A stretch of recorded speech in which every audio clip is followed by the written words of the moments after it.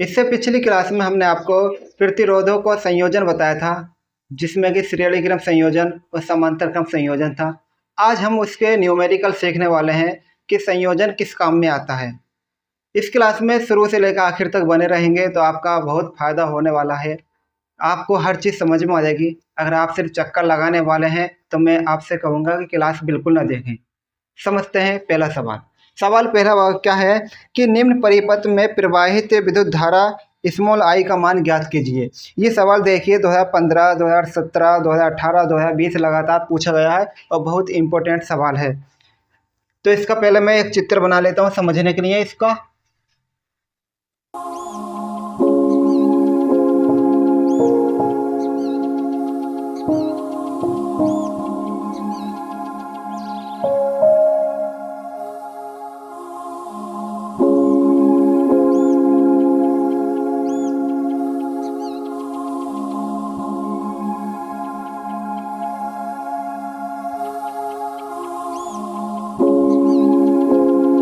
इस प्रकार मैंने चित्र बना लिया है। अब इसको थोड़ा बारीकी से समझते हैं। अब देखिए यहाँ पर 10 वोल्ट लिखा है। यहाँ इसका मतलब हुआ कि यहाँ पर बैटरी जोड़ी गई है। इस बैटरी से यहाँ से करंट चला है। यहाँ पर आई एम्पियर की विद्युत धारा चलते हुई आ रही है, बहते हुई आ रही है। और इसके बाद यहाँ पर दो प्रतिरोध लगे हुए हैं, 4 ओम और 4 ओम के। इसके अंदर विद्युत धारा चलती है और फिर उसके बाद वापस यहाँ को विद्युत धारा आ जाती है और फिर यहाँ से इधर को जाती है और फिर 2M में जाती है, फिर आकर वापस 10 वोल्ट के अंदर मिक्स हो जाती है। अब इसमें देखो प्रतिरोध हमारे कहाँ पर कितने प्रतिरोध है। यहाँ पर 3 प्रतिरोध है हमारे पास में। एक प्रतिरोध हमारा क्या 2M है, एक 4M, तीसरा वाला भी 4M है। इस प्रकार के 3 प्रतिरोध है हमारे पास में। तो भाई सबसे पहले किसको करना चाहिए? देखो ये दोनों पास पास में हैं और ऊपर नीचे हैं। इसका मतलब ये हो गया कि ये जो प्रतिरोध है वो कौन से क्रम में होंगे? समांतर क्रम में होंगे। मैंने आपको उस दिन बताया था, फिर से बता देता हूँ थोड़ा सा, कि मान लीजिए कि एक बल्ब हमारा ये है और एक बल्ब ये है हमारे पास। 2 बल्ब हमारे पास हैं और 2 तार, एक एक बल्ब के अंदर 2 तार हैं, एक प्लस का और एक माइनस का। यहाँ पर बैटरी लगा रखी है हमने यहाँ पर। तो अगर इसका तार हमने डायरेक्ट इस तरह से जोड़ दिया, ऐसे इस तरीके से डायरेक्ट बैटरी से जोड़ रखा है हमने, तो वो दोनों के दोनों बल्ब कैसे क्रम में जुड़ जाएंगे? समांतर क्रम में जुड़ जाएंगे। तो इसमें भी देखो कि बैटरी का तार ये आ रहा है, ये तार जो आ रहा है, ये वाला जो तार है वो किसका? बैटरी का। एक ही सिरा तो, और दूसरा तार इस प्रतिरोध में को निकल के जोड़ता हुआ एक तार ये आ रहा है, यानी दोनों तार आ गए। तो ये प्रतिरोध भी इससे डायरेक्ट जुड़ा हुआ है तार से, और ये भी जुड़ा हुआ है। ये वाला प्रतिरोध की भी दोनों सिरे एक इससे जुड़े हुए हैं और एक इससे जुड़े हुए हैं, यानी डायरेक्ट बैटरी से जुड़े हुए हैं। तो ये दोनों कौन से क्रम में हो गए? समांतर क्रम में हो गए। अगर मैं इसको ऐसे ना जोड़कर इसका क्रम चेंज कर दूं, कैसे? कि इसके दोनों सिरे ऐसे कर आपस में अटैच कर दूं और लास्ट वाले बैटरी से जोड़ दूं इस तरीके से, तो ये कौन से क्रम में हो जाएंगे? ये हो जाएंगे श्रेणी क्रम के अंदर हो जाएंगे। तो श्रेणी क्रम में हम अभी जोड़ेंगे, लेकिन अभी हम इस समय कौन सा कर रहे हैं? समांतर क्रम में कर रहे हैं, ठीक है ना। अब करते हैं। माना R1 बराबर 4 ओम ये वाला, और R2 बराबर भी 4 ओम। मान लो कि ये R1 है, ये R2 है। तब R1 और R2 समांतर क्रम में है, समांतर क्रम में है। कौन से क्रम में? समांतर क्रम में। तो समांतर क्रम का फॉर्मूला क्या होता है? 1/R बराबर 1/R1 प्लस 1/R2। यही तो फॉर्मूला होता है। तो R1 का मान कितना है? 4। R2 का मान भी कितना? 4। दोनों का एलसीएम लेंगे, कितना आएगा? 4। ऊपर बचेगा 1 + 1, कितना हो जाएगा? ऊपर 2 और नीचे हो जाएगा 4, यानी 1/R बराबर 2/4। सही। अब 2 एकन 2 और 2 दूनी 4, यानी 1/R आर बराबर 1/2। ठीक, आमने सामने गुणा करोगे तो यहाँ आर का मान बन के आएगा अपने पास 2, इस तरीके से। यानी अब जो तुम्हारा चित्र जो बनेगा वो किस टाइप का बन जाएगा, अब ये वाला चित्र इस टाइप का बनने वाला है, इस तरीके से।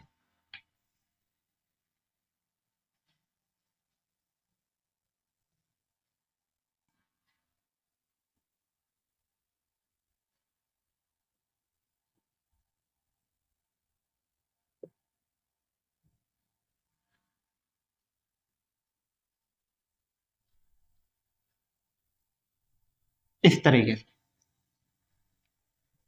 ऐसा क्यों भाई? देखो सब कुछ सेम है, बस इसके बदले में क्या आ गया, 2 आ गया, क्योंकि इन दोनों को हमने मिक्स कर दिया है, और मिक्स करने के बाद ये 2 बन चुका अकेला, यानी ये इस टाइप का 2m बन चुका है। अब देखो इस प्रतिरोध का ये दोनों सिरे हैं, एक किससे जुड़ा हुआ, मेन लाइन से, बैटरी से जुड़ा हुआ, और दूसरा वाला सिरा किससे अटैच है, इसके प्रतिरोध वाला, ये दूसरा जो प्रतिरोध है उसके तार से जुड़ा हुआ है, यानी 2 प्रतिरोध एक दूसरे से कनेक्ट हो गए यहाँ पर। तो ये जो क्रम बना है, ये क्रम को हम बोलेंगे श्रेणी क्रम। तो लिखेंगे माना R1 बराबर 2 ओम और R2 बराबर भी 2 ओम, तब R1 R2 कौन से क्रम में, श्रेणी क्रम में होंगे। कौन से क्रम में होंगे, श्रेणी क्रम के अंदर होंगे। अब श्रेणी क्रम का फॉर्मूला लगा दो, तब R बराबर क्या होगा, R1 प्लस R2, R1 का मान 2, R2 का मान 2, तो 2 और 2 मिला के 4, यानी R का मान अब कितना आ गया, 4। तो ये जो R का मान जो फाइनल वाला आया है, यही हमारा आंसर होगा, ये वाला R नहीं होगा, ये वाला R होगा। कभी सोचो ये 4 2 होगा, 2 नहीं होगा, तो लिखा अतः कुल प्रतिरोध कितना आ गया, 4 ओम आ गया। पर सवाल ने क्या बोला, इसको देख लेते हैं। ये सवाल में कह रहा है कि I का मान ज्ञात करो। किसका मान ज्ञात करना, I का मान ज्ञात करो, विद्युत धारा। तो लिखेंगे विद्युत धारा निकालेंगे, यानी I बराबर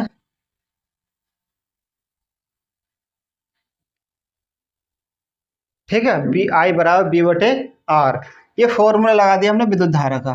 तो B का मान अपने पास कितना है, B का मान अपने पास 10 है, और R का मान अपने पास 4 है। 4 से काटेंगे तो आगा 2.5, यानी I का मान आ गया अपने पास 2.5 एम्पियर। ये अपना फाइनल आंसर हो चुका है। I का मान पूछा था, I का मान निकल गया है। अब तुम कहोगे इतनी मेहनत क्यों करी है भाई, I का मान, R का मान यहाँ पे 4 लगाया, तो तुम इसमें से कोई सा 4 लगा देते तब भी आ जाता, ऐसे कैसे लगा देते, कोई तरीका होता। पहले पूरी की बात कर रहा है कि पूरे सवाल के अंदर कितना I का मान निकलेगा, तो पहला टोटल R का मान तो बता दो, 3 आ रहा है, ऐसे कैसे लगा दोगे कोई सा भी R। तो इसलिए हमने मिक्स कर लिया तीनों को। इस प्रकार ये सवाल हो गया, इसको नोट कीजिए। फिर करते हैं अगला सवाल। अगला सवाल देखते हैं। अगला सवाल बोला गया है, नीचे दिए गए चित्र में दिए गए विद्युत परिपथ में ए और बी, ए तथा बी बिंदुओं के बीच परिणामी प्रतिरोध का मान ज्ञात कीजिए। प्रतिरोध मतलब आर का मान ही यहाँ पर फिर से हमसे पूछ लिया है कि आर का मान बताओ। तो चित्र मैं बना लेता हूँ। वैसे तो आपको इस वक्त बना हुआ दिखाई दे रहा होगा, लेकिन मैं बोर्ड पे बनाकर दिखाता हूँ, फिर सवाल कराऊँ।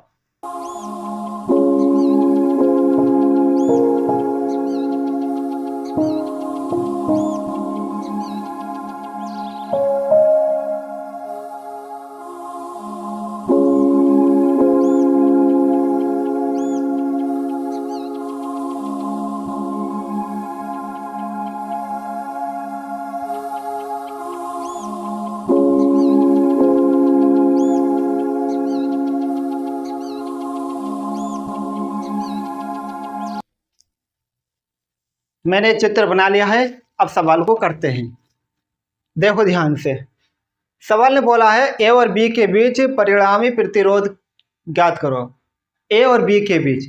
इसका मतलब ये हुआ कि ए और बी जो बताया गया यहाँ पर क्या है कि दो तार आ रहे हैं, एक तार ये आ रहा है, एक तार ये आ रहा है, और ये बैटरी से आ रहे हैं, यानी लाइट के तार यहाँ से आ रहे हैं मेन, और यहाँ बीच में लगाया गया है प्रतिरोध। अब हमें बताना कुल प्रतिरोध कितना हो गया।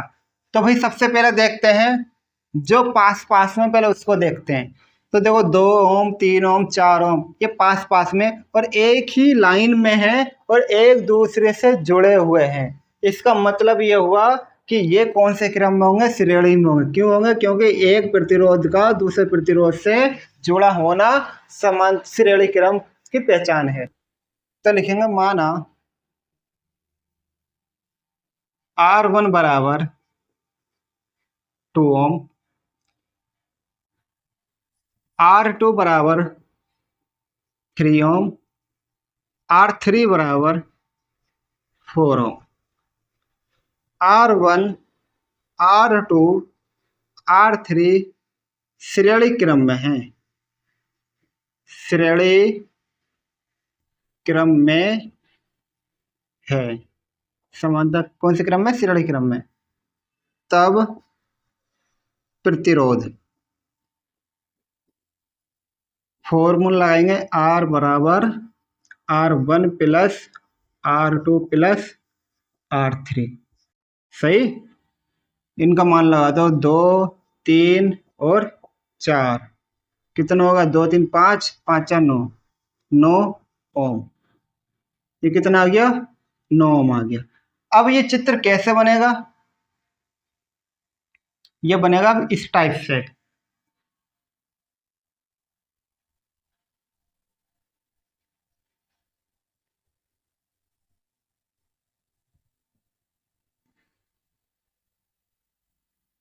यहाँ बी और यहाँ पर ए।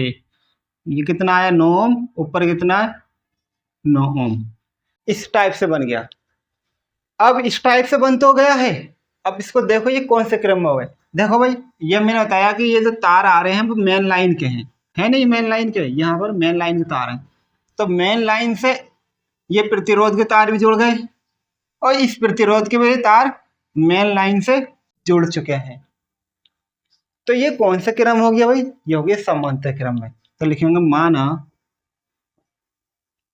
R1 बराबर 9 ओम, R2 बराबर 9 ओम, R1, R2 समांतर क्रम में है, समांतर क्रम में है। कौन से क्रम में है? समांतर क्रम में है। तब R बराबर क्या होगा? 1/R बराबर 1/R1 प्लस 1/R2। R1 का मान 9, R2 का मान भी 9 और 1/R के बराबर चल रहा है। एलसीएम कितना आएगा? 9 आएगा और ऊपर वाले ऐसे के ऐसे आ जाएंगे। तो ऊपर हो जाएगा 2 और नीचे हो जाएगा 9। अब क्या करना है? तिरछी गुणा कर लो। तो ये बनेगा 2R बराबर 9। तिरछी गुणा करेंगे 9 की 1 में और 2 की R में। तो R बराबर बनेगा ये 9/2। 2 से काटेंगे तो ये बनेगा कितनी बार कटेगा? 2 चौक 8, 2 पंजे 10, यानी R का मान बनेगा 4.5, 4.5 ओम। ये फाइनल R का मान हो गया। तुल्य प्रतिरोध हो गया ए और बी के बीच का। ठीक, इस प्रकार ये सवाल भी हमारा कंप्लीट हो जाता है। कुछ सवाल और रह गए, उनको हम अगली वीडियो में कवर करेंगे। ये वीडियो ज़्यादा लॉन्ग हो जाएगी वरना। ठीक है, इसको नोट कीजिए और वीडियो को इसको हम यहीं स्टॉप करते हैं।